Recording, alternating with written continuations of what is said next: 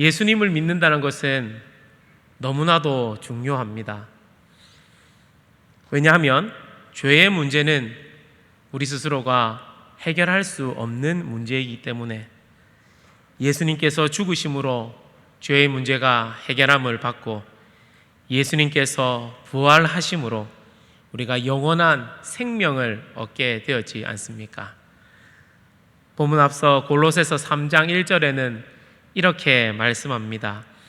그러므로 너희가 그리스도와 함께 다시 살리심을 받았으면 위의 것을 찾으라. 거기는 그리스도께서 하나님 우편에 앉아 계시느니라. 그리스도의 십자가의 희생으로 우리는 거룩해졌습니다. 하지만 그 거룩은 구원의 점진적인 목표가 되어야 합니다. 사랑하는 성도님 여러분, 정말로 그리스도와 함께 다시 살리심 받으신 것을 믿으십니까? 정말로 그러시다면 성경에 답이 나와 있습니다. 무엇을 찾으라 말하고 있는가? 위의 것을 찾으라 라고 말씀을 하고 있습니다. 그런데 성도인 우리의 삶 가운데 위의 것이 아닌 땅의 것, 아래의 것을 찾으며 살 때가 있다라는 것입니다. 예수님을 믿고 위의 것만 찾으며 살아가면 얼마나 좋겠습니까? 많은 여전히 이 땅 가운데 발을 붙이고 살아가다 보니 그렇지 않을 때가 많이 있다라는 것입니다. 제가 종종 청년들에게 이러한 질문을 합니다. 사랑하는 청년들이여, 정말로 너희들은 예수님만 믿어도 되는가? 라는 이 질문에 많은 청년들이 생각을 합니다. 정말로 이 시대 가운데 수없이 많은 정책들과 이해할 수 없는 일들이 우리 가운데 일어나지만 이 시대 가운데 과연 우리는 예수님만 믿어도 되는가라는 그러한 질문에 속절없이 무너지는 이 시대의 청년들이 있기도 합니다. 왜 이러한 일들이 일어나게 되는가? 우리가 정말로 예수님만 믿어도 이 땅을 살아가기에 충분하다라고 하는 이 명제가 흐릿해져 버렸기 때문입니다. 골로새서 3장 5절은 땅에 있는 지체, 위의 것이 아닌 아래 것에 대하여 말씀합니다. 그러므로 땅에 있는 지체를 죽이라. 곧 음란과 부정과 사욕과 악한 정욕과 탐심이니 탐심은 우상 숭배니라. 오늘 본문을 통하여 성도인 우리가 무엇을 찾아야 하는지, 우리가 찾아야 하는 위의 것이 무엇인지 이것을 더욱더 확실히 하고 견고히 하는 귀한 시간이 되시기를 주님의 이름으로 축원합니다. 골로새서는 우리가 에빌골몬이라고 이렇게 외우듯이 옥중서신입니다. 바울이 로마 옥중에서 로마 황제의 재판을 기다리면서 2년 동안 연금 생활을 할 당시에 그렇게 기록되었던 그 책들 가운데 하나입니다. 골로새 지역은 동서문물이 교차를 하는 지역이었습니다. 많은 문화들이 들어오고 세속 문화들이 있었던 그러한 곳이었습니다. 그래서 그곳의 성도들 가운데서는 예수님을 믿는 것으로는 만족하지 못하여 어떠한 일이 일어났는가? 천사를 숭배하고 금욕주의, 율법주의, 영지주의 사상을 이렇게 탐닉한 이단들이 나타나기 시작한 것입니다. 여기 많은 우리 어르신들이 앉아 계시지만 안타깝게도 지금은 믿음의 야성이 조금 죽어버린 것은 아닌가라는 생각들을 해봅니다. 왜냐? 못 먹고 못 살았을 때에는 하나님만 붙들면 죽는 줄 알았는데 묻고 살만하니까 붙들기가 어려운 겁니다. 예전에 부모님들이 자녀를 키울 때 아이가 아프면 기도하고 목사님 찾아가고 그 밤에 그 난리를 했는데 요즘은 응급실 가고 병원도 많고 그리고 돈 걱정도 잘 안 합니다. 보험이 다 있어가지고 웬만해가지고는 돈 갖고 기도도 잘 안 합니다. 묻고 살만하면 신앙이 흐릿해지는 안타까움도 등장을 하게 된다라는 것입니다. 여러 가지 문화들이 교차하는 그 골로새 지역 가운데 예수님을 믿는 것만으로는 만족하지 못하는 그러한 일들이 등장을 했다라는 것입니다. 골로새에 있는 성도들에게 그리하여서 바울이 편지를 씁니다. 이 골로새 교회를 맡고 있는 에바브라는 바울의 제자이며 동역자인, 정말로 이 교회를 향한 바울의 애착들이 너무나도 컸던 그러한 교회였습니다.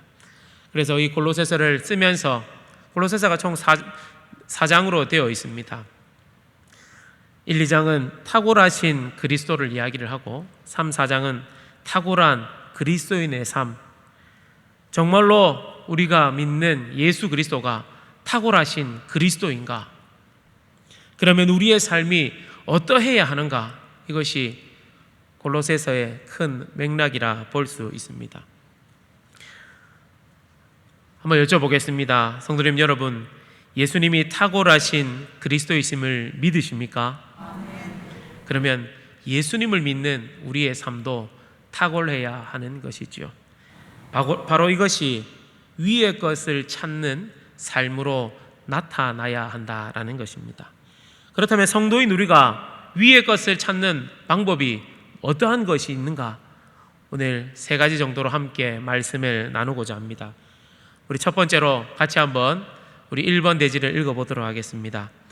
그리스도의 성품을 옷 입어야 합니다. 우리가 예수님을 믿고 나서 가장 큰 변화가 있었다라고 하면 우리에게 하나님의 사랑이 다시 회복이 되어졌다라는 것입니다. 우리가 하나님과 무엇 되었던 자였습니까? 원수 되었던 자였는데 예수님으로 말미암아 다시 하나님과의 이 사랑이 회복이 되었습니다. 골로새서 3장 12절에 그러므로 너희는 하나님이 택하사 거룩하고 사랑받는 자처럼 이라고 말씀합니다. 우리의 자녀들이 있지 않습니까? 자녀들은 무엇으로 자라나게 됩니까? 돈, 밥 이런 것보다 자녀들은 사랑으로 자라나게 됩니다. 그렇다면 성도는 어떻게 자라나게 되겠습니까? 역시 하나님의 사랑으로 자라나게 된다라는 것입니다. 그러면 하나님께 사랑받는 자에게 나타나야 하는 것이 무엇인가? 우리 골로새서 3장 12절을 같이 한번 읽어보도록 하겠습니다.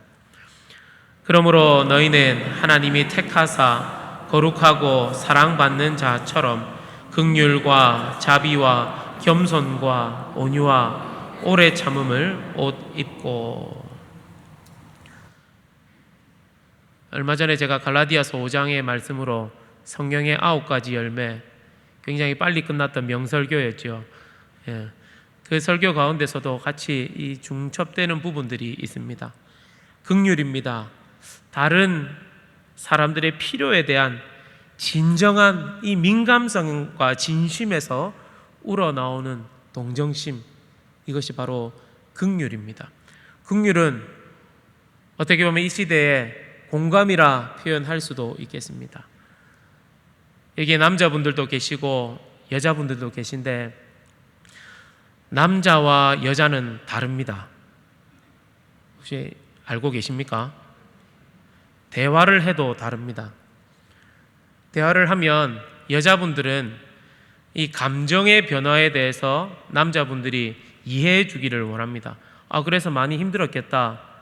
그런데 남자분들은 대부분 다 현실에 관하여 이야기를, 그래서 어떻게 하라는 거고, 이렇게 넘어가서 조금 이렇게 이야기를 나눌 때 좀 다르게 넘어가는 경우가 아마 가정마다 좀 있는 일들이 있을 겁니다. 좀 달라서 그렇습니다. 그런데 긍휼함이라는 것은 무엇인가? 정말로 다른 사람의 필요가 무엇인가? 과연 그 마음이 무엇인가? 진심으로 그에게 다가가는 것입니다. 우리 주변의 사람들에게 내가 어떻게 다가가는가? 나에게 정말로 저들 가운데 진심으로 다가가는가? 저들의 필요가 무엇인가? 이것을 아는 것이 긍휼이다라고 말씀합니다. 자비, 두 번째로 자비를 말씀합니다. 하나님께서 우리에게 행하셨던 것처럼 다른 사람들에게 자애롭고 친절하게 행동하는 것입니다. 다른 말로 하면 또 자비는 다른 사람에게 무엇을 주려고 하는 그 마음도 자비라고 할 수 있습니다. 주변에 보면 누구에게 밥을 잘 사주는 사람들이 혹 등장할 수도 있습니다. 그런 분들이 돈이 많아서가 아닙니다. 받은 것을 나누어 줄 수 있는 그 마음들이 있기 때문에 그러한 일들을 하는 것이지, 결코 돈이 많아서 그런 일들을 하는 것은 아닙니다. 무엇인가 주려고 하는 마음, 그리고 겸손, 나를 내세우지 않는 겁니다. 그렇다고 나를 내세우지 않는다고 나를 하찮게 보는 것도 아닙니다. 교만으로 우쭐대지도 자기를 비하하지도 않는 자기 존중의 태도를 겸손이라 말을 합니다. 그리고 온유, 다른 사람에 대해서 겸손하고 이해심이 많으며 하나님과 그분의 말씀에 복종하는 태도, 그리고 오래 참음, 화를 돋구는 사람들에게 참을성을 보이거나 인내를 하는 것입니다. 사람은 잘 못 참습니다. 아마 본인에게 같은 잘못을 3번 연달아 하면 화가 나실 것 같습니까? 안 나실 것 같습니까? 7번씩 70번은 둘째치고 3번만 딱 해도 못 버티는 사람들이 많이 등장합니다. 오래 참음, 성경은 오래 참음을 어떻게 표현하는가? 로마서 2장에는 보복하는 것에서 느리고 부드럽다. 하나님께서 우리의 죄를 보시고 단번에 없애실 수도 있음에도 불구하고 지금까지 우리를 참으시고 우리가 예수님 믿기를 기다리시는 그 아버지의 마음, 오래 참음이다라는 것입니다. 죄인된 우리가 하나님께 돌아오기 위해서 수없이 많은 시간들이 걸렸듯이 다른 사람들도 단번에 변할 것이라는 이 기대를 가지는 것은 위험합니다. 그들에게도 시간이 필요하다라는 것입니다. 방금 말씀드린 긍휼과 자비와 겸손과 온유와 오래 참음, 하나님께 사랑받는 자처럼, 하나님께 사랑을 받은 자는 이러한 모습이 등장을 해야 하는데 무엇이라 말씀하는가? 이것을 옷을 입어라 라고 말씀합니다. 옷은 누가 입는 겁니까? 내가 입는 겁니다. 옷은 다른 사람이 입혀주는, 굉장히 어릴 때 말고는 다른 사람이 입혀주는 것이 아닙니다. 옷은 본인이 입고 나옵니다. 제가 이렇게 등치가 큰데 제 아내가 옷을 입혀준다고 생각을 해보십시오. 굉장히 부자연스럽지 않습니까? 그리스도로 옷 입은 자, 하나님께 사랑받는 자는 하나님께 사랑을 받아 구원을 받았다고 해서 이것이 우리에게 자동적으로 장착이 되는 것이 아니라는 것입니다. 긍휼과 자비와 온유와 겸손과 오래 참음을 우리가 무엇을 해라라고 오늘 본문은 말씀합니까? 옷을 입으라라고. 이것이 바로 위의 것을 찾는 성도의 모습이다라는 것입니다. 옷은 맨살을 드러내지 않습니다. 몸을 잘 감싸는 것입니다. 그리고 이러한 옷은 세상을 살아가기 어렵습니다. 손해를 볼 수도 있습니다. 사랑하는 성도님 여러분, 하나님께 사랑받는, 사랑을 받은 우리 모두가 이러한 옷을 스스로 잘, 늘 끝까지 입는 우리 모두가 되기를 주님의 이름으로 축원합니다. 굉장히 어렵습니다. 힘이 듭니다. 말처럼 이렇게 딱딱딱 입으면 얼마나 좋겠습니까마는 너무나도 힘이 든 그러한 것입니다. 그래서 이러한 긍휼, 자비, 겸손, 온유, 오래 참음이 언제 필요한 것인가? 그 학습한 것은 무엇이 있어야지 이거 검사를 할 수가 있습니까? 시험이 있어야 됩니다. 시험이 없으면, 요즘은 저학년들도 그렇고 어느 학년까지는 시험이 없다라고 합니다. 그래서 우리 자녀들의 학력을 평가하기가 조금 힘든 그러한 시대인데 시험은 있어야 됩니다. 그래서 그래야지 어느 정도 수준에 도달했는지 알 수 있게 됩니다. 골로새서 3장 13절에 이렇게 말씀합니다. 누가 누구에게 불만이 있거든 서로 용납하여 피차 용서하되 주께서 너희를 용서하신 것 같이 너희도 그리하고. 시험대가 등장을 합니다. 누가 누구에게 불만이 있거든. 도대체 긍휼, 자비, 겸손, 온유, 오래 참음이 어떻게 우리가 언제 필요합니까? 누가 누구에게 불만이 있거든. 이때 우리가 힘을 다하여야 합니다. 내가 과연 그것을 장착하고 있느냐, 옷을 입고 있느냐, 가만히 있으면 아무도 이것을 확인할 수 있는 방법이 없습니다. 그런데 이제 시험대가 등장을 했죠. 그런데 하나님께 사랑받는 자는 이 지속적인 용서가 가능합니다. 용서는 모른 척하는 것이 아닙니다. 아이고 그래 저 하나 그냥 한번 넘어가 주자, 이런 것이 용서가 아닙니다. 남의 입장을 이해를 해 주는 것입니다. 우리가 용서에 대해서 두 가지를 기억할 필요가 있는데, 하나는 하나님께서 우리에게 얼마나 큰 용서를 베푸셨는가, 이것을 기억해야 합니다. 두 번째는 하나님께서 이미 용서하신 자를 용서하지 않는 일의 그 뻔뻔스러움을 우리가 알아야 합니다. 용서라는 것은 한 봐줄게, 이런 것이 용서가 아니다라는 것입니다. 그리하여 골로새서 3장 14절에는 이렇게 말씀합니다. 우리 같이 한번 읽어보도록 하겠습니다. 이 모든 것 위에 사랑을 더하라. 이는 온전하게 매는 띠니라. 우리 안에도 각기 다른 모습들이 다 있습니다. 부부가 평생을 살아도 잘 안 맞다고 이야기를 합니다. 아우 잘 안 맞다. 그런데 각자 다른 곳에서 문화 가운데서 사는 우리 모두가 이 자리에 모였습니다. 왜 어려움이 없겠습니까? 그런데 우리를 하나로 묶을 수 있는 이 방법은 사랑을 더하는 방법밖에 없다라고 사도 바울은 말하고 있습니다. 사랑하는 성도님 여러분, 우리 가운데 정말로 하나님의 사랑이 있어 긍휼, 자비, 온유, 겸손, 오래 참음, 용서, 사랑으로 옷 입는 위의 것을 찾는 우리 모두가 되기를 주님의 이름으로 축원합니다. 두 번째로 위의 것을 찾는 성도가 되기 위해서는 무엇을 해야 하는가? 그리스도의 평강이 마음을 주장하게 해야 합니다. 골로새서 3장 15절에 이렇게 말씀합니다. 그리스도의 평강이 너의 마음을 주장하게 하라. 너희는 평강을 위하여 한 몸으로 부르심을 받았나니 너희는 또한 감사하는 자가 되라. 평강이 무엇인가? 안전한 것입니다. 쉴 곳이 있는 것입니다. 든든합니다. 마음에 걱정이 없습니다. 영어로 peace, 평화라고 표시하기도 합니다. 그런데 평강은 그리스도의 성품으로 이렇게 앞서 말한 그것을 옷 입고 사랑의 띠로 묶여진 우리에게 찾아오는 것이 무엇인가?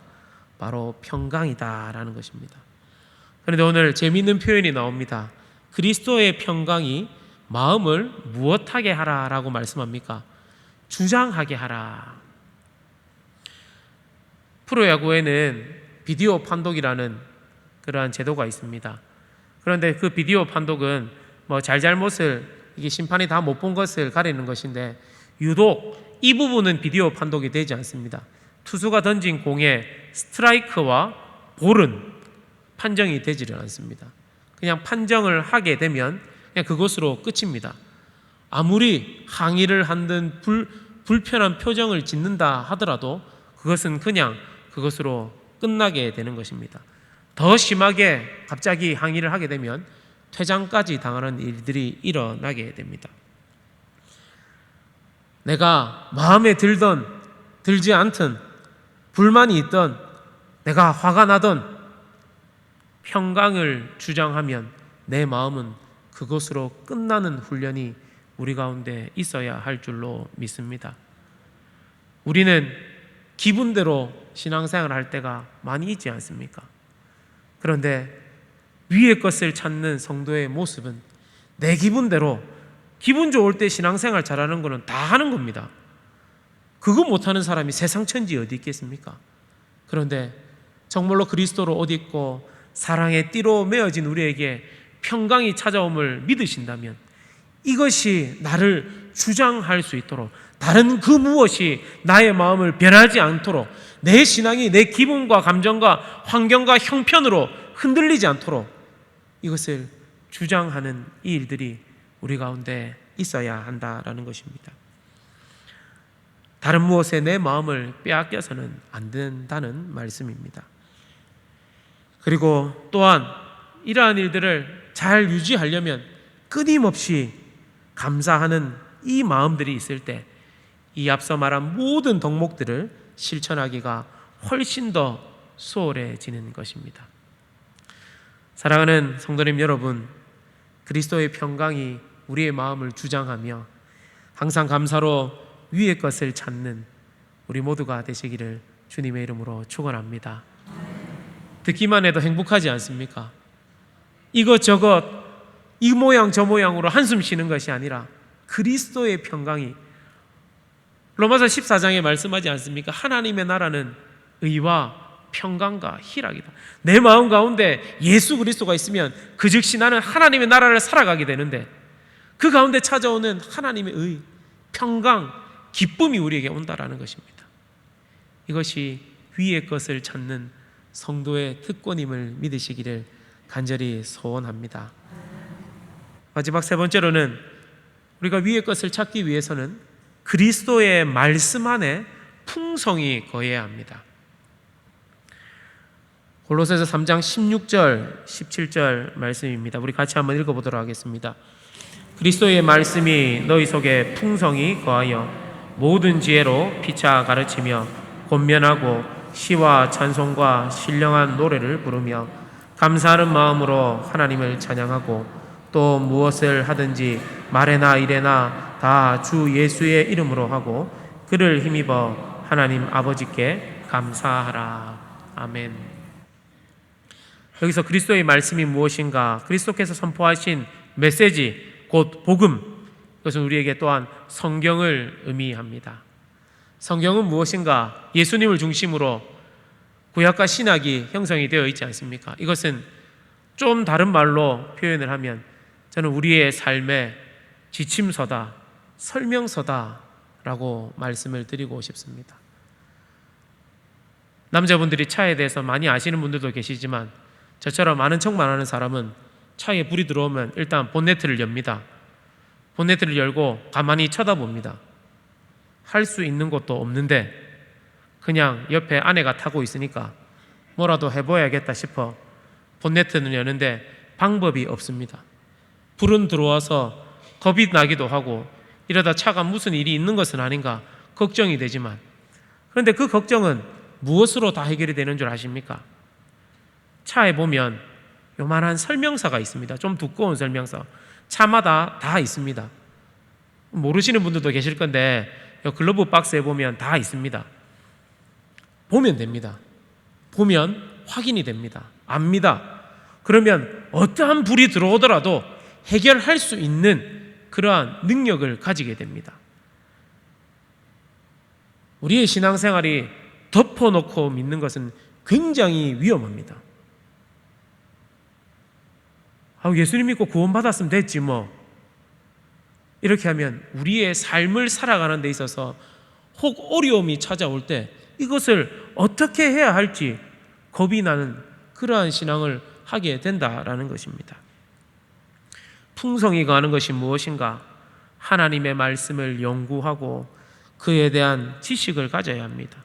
배우고 익히고 외우고 덮어놓고 믿는 것이 아니라 무엇이 하나님께서 나에게 말씀하시는 이 인생의 길인가를 우리가 깨닫는 것이죠. 그리하면 우리에게 어떠한 일이 나타나는 줄 아십니까?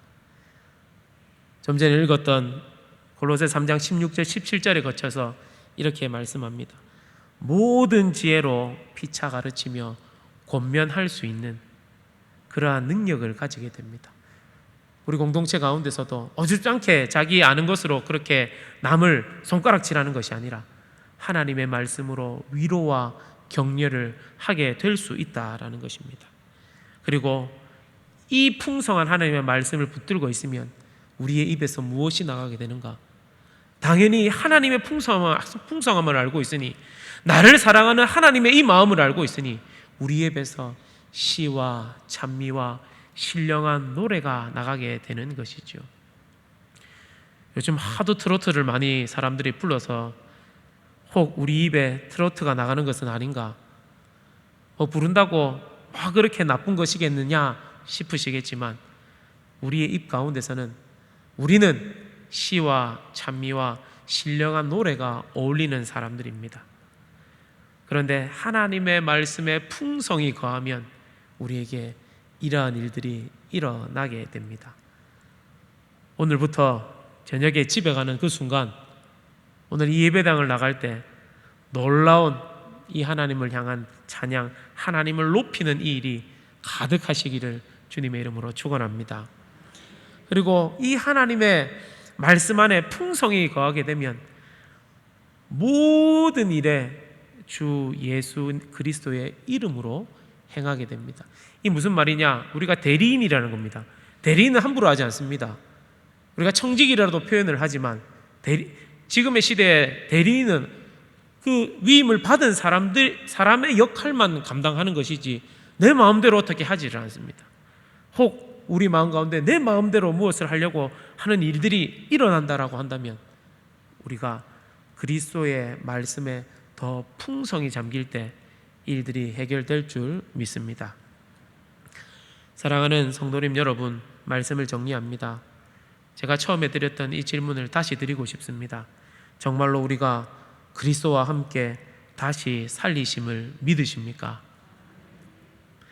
그렇다면 오늘 말씀처럼 그리스도의 성품을 옷 입으며 그리스도의 평강이 우리의 마음을 주장하게 하며 그리스도의 말씀 안에 풍성이 거하여 위의 것을 찾는,